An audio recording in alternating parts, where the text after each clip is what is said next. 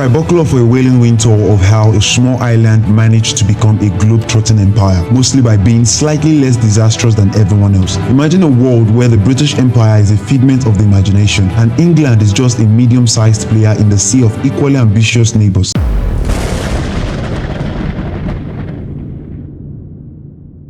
King Henry VII has a light bulb moment. Let's hire an Italian. He recruits Giovanni Caboto, or as we Brits renamed him, John Cabot, to find a northern route to China. Cabot, however, lands in North America, becoming the first European to say, wait, this isn't China, since the Vikings did the same stunt 500 years earlier. England is now officially in the accidentally discovering places business. Fast forward to Henry VIII, who decides that adding Wales to the mix and creating the Church of England are both solid moves. Sure, it would set up centuries of religious chaos in Ireland, but hey, live and learn, right? Meanwhile, Queen Mary I has a brief reign where her main achievement is giving Irish lands to English settlers just to keep things interesting. Then along comes Elizabeth I, who's determined to turn England into a major player on the high seas. She starts hiring privateers, state-sponsored pirates like Sir Francis Drake, who is basically the friend who borrows hints without asking. Drake raids Spanish treasure ships with a finesse that only a gentleman pirate could manage, even claiming a patch of California for good measure. When the Spanish are thoroughly fed up with England's borrowing of silver, Philip II of Spain decides enough is enough and sends the Armada to invade England. England, however, has the secret weapon of bad weather, which sends Armada packing. This turns out to be a low-budget win for England, as storms do most of the hard work. After Elizabeth, James I strolls onto the scene and says, I'm not here for wars, just for some good old-fashioned colonizing. He sends settlers to Jamestown, Virginia, where they attempt to make a profit by growing cash crops while largely ignoring the small details of surviving in the wilderness. Naturally, this leads to tense relations with the local Native Americans, who were probably wondering why these strange people kept insisting on planting tobacco. The English Civil War breaks out, with Oliver Cromwell briefly turning England into a republic, briefly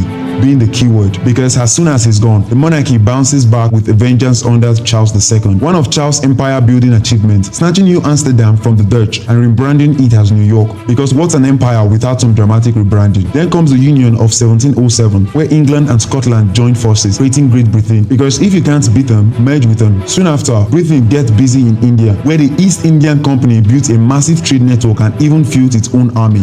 Why? Because apparently running a tea and textile business wasn't quite exciting enough. Things go swimmingly for Britain in India, but less so in North America. British tax policies made the 13 colonies grumpy enough to start a revolution, and General George Washington eventually leads them to independence. Britain waves a reluctant goodbye to its North American colonies, but hey, there's always Canada, right? In the end, the British Empire did not spring up overnight. It was a mix of trade, luck, and occasional brilliant timing. The British learned the ropes of colonization, sometimes the hard way, and left a global footprint, or perhaps a bootprint. And as for European politics, it also became the world's problem thanks to Britain's overseas entanglement. Hope you enjoyed the historical run through the mishap and bold moves that launched the British Empire. Do also like and subscribe for more video content like this.